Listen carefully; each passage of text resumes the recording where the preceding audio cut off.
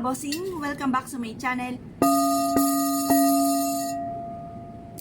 Kayo po ba mga bossing ko ay napapagod na at parang kawikaan po ninyo ay ginawa nyo na ang lahat pero parang sa ulat-wala ang inyong mga paghihirap. Ako po may share sa inyo na mainam na subukan yung gawin upang sa ganon magbabay na kayo sa mga ganyang kamalasan at makabayad ka agad sa mga pagkakautang. Kayo po ba'y nape-pressure na dahil ang dami nyong utang? Aba, tunay naman nakaka-pressure po yan. Pero hindi nakaka-pressure, hindi masamang mangutang, lalo-lalo na kung meron ka naman talagang pambayad dito. Ang masaklap ay kung bahala na si Batman. Hindi nyo alam kung paano nyo siya babayaran mga bossing. Yun ang masaklap mga bossing. At yun nga po mga bossing ko, pinagdaanan ko na rin ang mga ganyang sitwasyon. Ang aking mga sinishare sa inyo ay base sa aking mga karanasan mga bossing. At base rin sa aking mga taong nasaksihan na nagsimula sa scratch na yumaman mga bossing. Ngayon pa mga bossing, ako po may tuturo na mainam na alsin nyo po sa loob ng inyong tahanan bago sumapit ang 2024. Ngayon pa lamang po mga bossing kung 2023, maaaring makahabol pa kayo na kayo po ay maging mayaman. Walang imposible, habang may buhay may pag-asa mga bossing.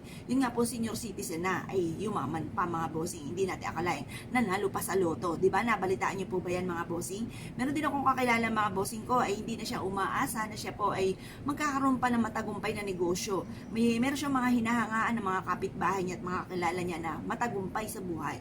Na kahit isang sasakyan lang daw ay magkaroon po siya. Yung pala mga bossing walang kabog-abog. Na overtaken pa niya yung mga kakilala niya mga bossing ko at napakarami niyang sasakyan. At isa siya sa maituturing na napakayaman tao. Ngayon po mga bossing, siya, mas mainam bukod sa ating sipag at tiyaga, lalo-lalo na kung ikabubuti naman po natin, ay alisin natin yung mga sinasabi nila na malas. Unang-unang mga bossing ko, kung kayo po ay meron po sa inyo pong mga bag na mga sumisimbolo ng kalungkutan or kaya sa inyo pong pitaka ay alisin nyo na. Kung ano man po yung mga pag nakikita nyo yung nalulungkot po kayo, alisin nyo na po yan. Lalo-lalo na ang pinaka-numero 1 sa pitaka na nakikita nyo na walang laman, nakakalungkot, alisin nyo na po yan mga bossing. Itaboy natin yan at sabihin nyo po ay simula na ito ng tagumpay ninyo. At hindi na kayo malulungkot kapag nakita nyo ang inyong pitaka na walang laman. Dahil kakaroon ito ng napakaraming pera. Mapuputos ang pitaka po ninyo sa dami ng pera. Bukod sa inyo pong sipag at tiyaga. O siya, ano po ba mga bossing ko? Ang aking pang pwedeng sabihin po sa inyo. Sa umaga mga bossing ko, kailangan, kung ikaw ay wala sa mood, di ba may mga gising tayo na wala sa mood. Ang gawin lang po natin ay ganito, maligo ka muna.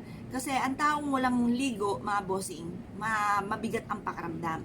Yan po mga bossing ko, mas ikinakapaligo, mawawala ng mga bossing ko, yung mga negatibo na kumapit po sa inyo.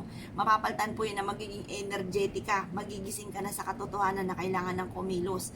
Kung meron ka mga papaswerte at naniniwala ka sa mga ganito, kailangan lalo nating sisipagan mga bossing. Ngayon po, pag misa naman may araw na parang tinatamad ka, nakapaligo ka na, pero wala ka pa rin sa mood, yan po muna magpahipahinga ka muna mga bossing. Magpapetiks-petiks ka muna ng sandali. Ako ganun din ako mga bossing. Hindi ko pinipilit kasi wala rin maganda nagiging resulta kapag pinilit ko ang aking sarili. Lalo na kung wala ako sa mood. Ang ginagawa ko, natutulog muna ako ng kapranggot mga bossing.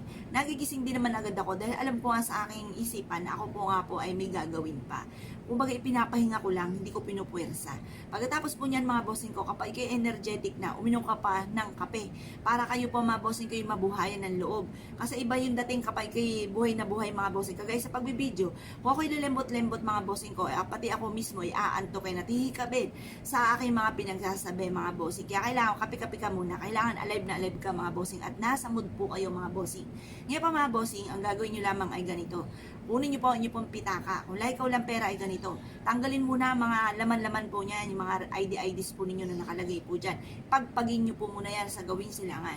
At mag-wish po kayo. Simula na ito ng tagumpay ko, kailanman din na mauubos ang pera ko. Ito po mga bossing ko yung marirekomenda ko. Kahit 5 duling, ay huwag ka magpapawala sa inyong pitaka. Kahit yung mga lumang G centavo or kaya po ay 5 centavo na may butas pa mga bossing ko, ilagay nyo po dyan. Or kaya napulot ninyong pera, huwag nyo nang gagastusin, ilagay nyo dyan sa pitaka ninyo. At pagkatapos lagay nyo ito nakaprangot na asin.